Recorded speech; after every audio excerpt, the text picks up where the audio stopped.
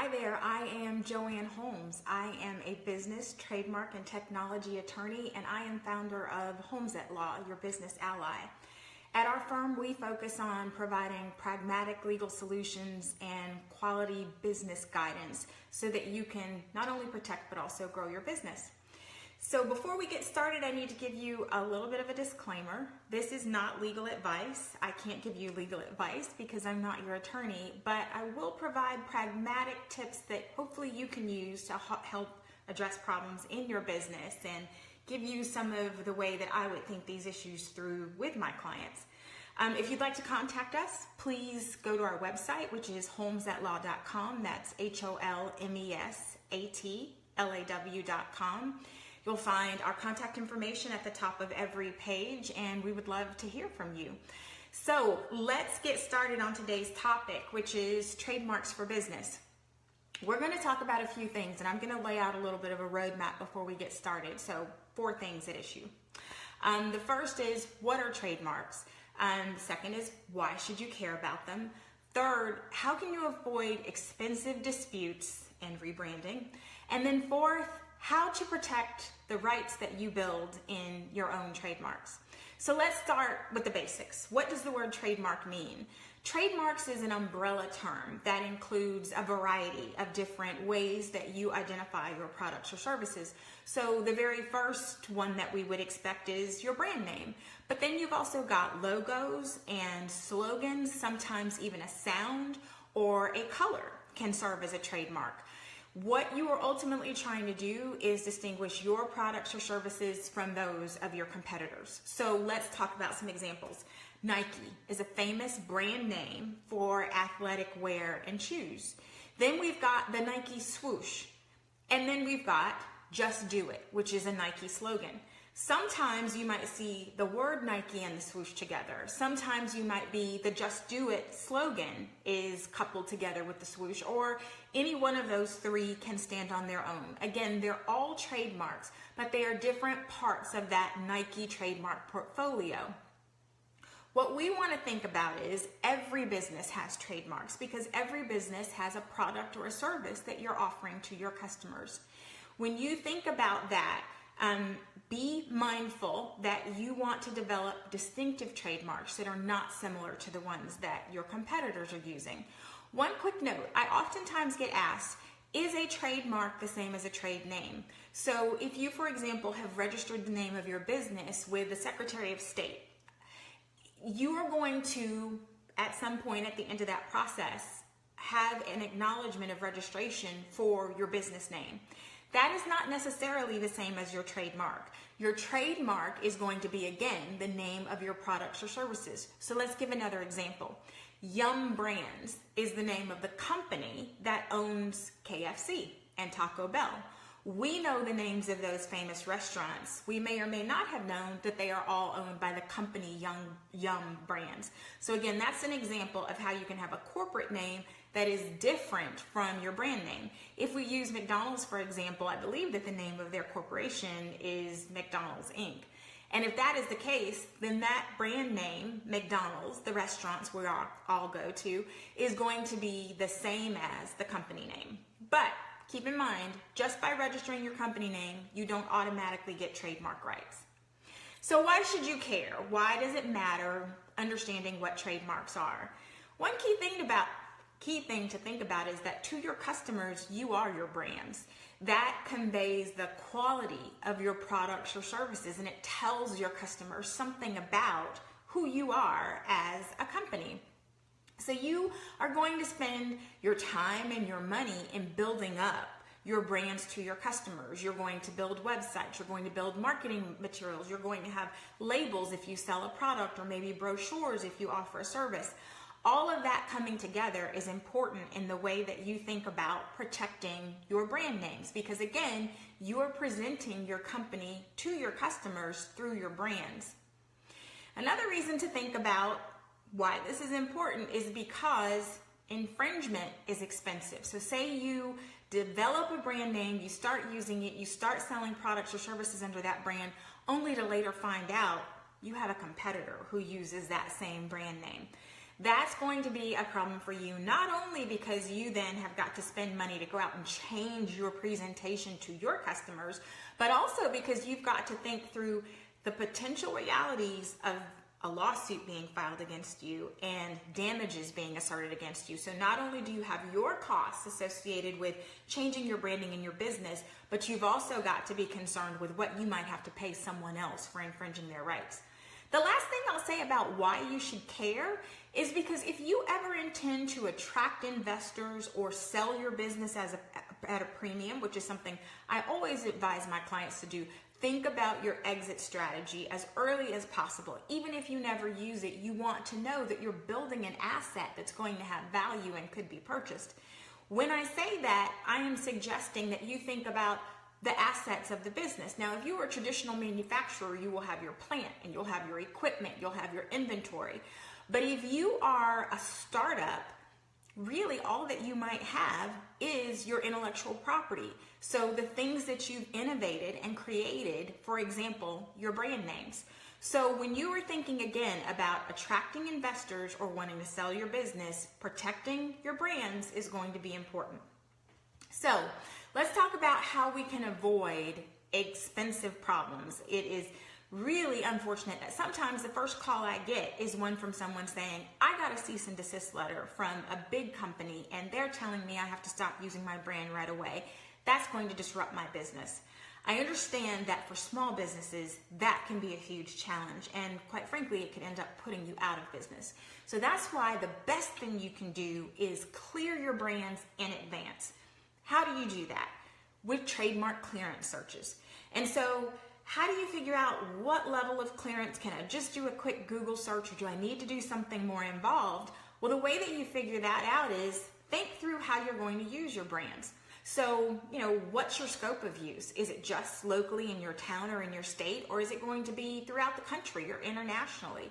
What is your budget? What can you afford to do in terms of that important upfront clearance work?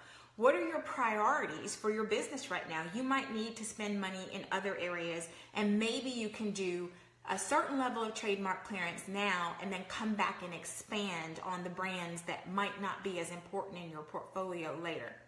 So let's start from the scenario that you have got a product or service that you're going to offer not only in your state, but also across the country. If that's the case, you want to do what's called a comprehensive trademark search. That's going to look at the records of the U.S. Trademark Office on a federal basis.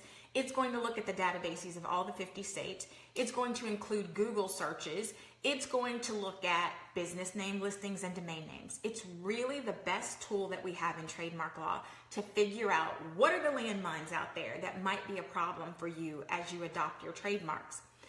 If, however, your business is really more local and you're thinking, I'm only going to sell my products or services right here in my metropolitan area, then you still want to think about federal clearance, because there might be a brand that has a nationwide scope of rights that impacts what you can do in your local area. If that's the case, you want to know that, again, up front before you adopt your trademark. You also want to look at your state trademark registry. Every one of the 50 states has a registry of trademarks that have been identified as under protection in that state. And again, never hurts to do a Google search and get a sense of what's out there on the internet, because lots of folks don't go through the process of registering a trademark either at the state or federal level. So once you've figured out the level of search that you want to do, let me give you a little bit of practical guidance that can be helpful. I oftentimes get asked, when should I work with an attorney? I think the value of working with an attorney rather than going to a form company is having the experience and judgment of figuring out when problems happen or when something comes up in that search. What do I do with that information? Does that mean I have to scrap my trademark and start all over again with a new word or a new design or a new slogan? Or does that mean that I just need to adapt a few things and I still have a good chance of going forward? When you're thinking about those things, again, it's always going to be an issue of priority, but you want to know those problems ahead of time. You want to know them before you develop that website. You want to know them maybe, before you develop that logo that you think is the perfect companion to your brand name. You want to do that certainly before you are printing labels, because you're getting into things that are expensive and are going to cost quite a bit of money if you have to change them later. So in my experience, small businesses typically don't have the time or the money to deal with those rebranding issues. That's why it makes sense to do the clearance up front. Quick savings tip here. I always advise people to do the free stuff first before you call an attorney. So for example, go to Google and run some searches. Let's say you wanted to start a soda company and you want to sell your product under the brand name Sprite. Maybe you are not as aware as other people are about what some of the major brands are, but as soon as you go to Google and you type in Sprite and soda, you're going to find out pretty quickly that that brand is not available. And you can take your time and energy and focus it towards something that is. And when you start to find something that looks good, having done Google searches for your brand name together with your product or service type, and you're not finding a lot that looks to be problematic, that's the time to reach out to an attorney so that we can help you with more comprehensive searching, again, to help figure out those landmines before you step on them. So, how can I protect my trademarks, which is the last piece of what we'll talk about? It depends again. Where are you looking to use your marks? If you intend to sell products or services in your state and beyond, then you want to look at getting a federal trademark registration. That's done through the U.S. Trademark Office. If, however, you say, again, I'm only going to have a local presence, I am only going to sell my products or services here in my state, then you can get a state trademark registration. That will protect your rights throughout that state. That should show up when federal trademark searches are conducted so that folks know you've already got rights in your state. Here's another practical tip. In the state of Georgia, for example, you can download the form to get a state trademark registration from the Secretary of State's website. It costs $15 together with that application to get a state trademark registration in Georgia. In your state, it may be similar. So that might be an opportunity. Work with an attorney to do the front end work of making sure your clearance is right. And then perhaps you file the state level trademark application on your own. Those tend to be a bit less complex than filing at the U.S. Trademark Office level, and that might be an opportunity for you to save a little money.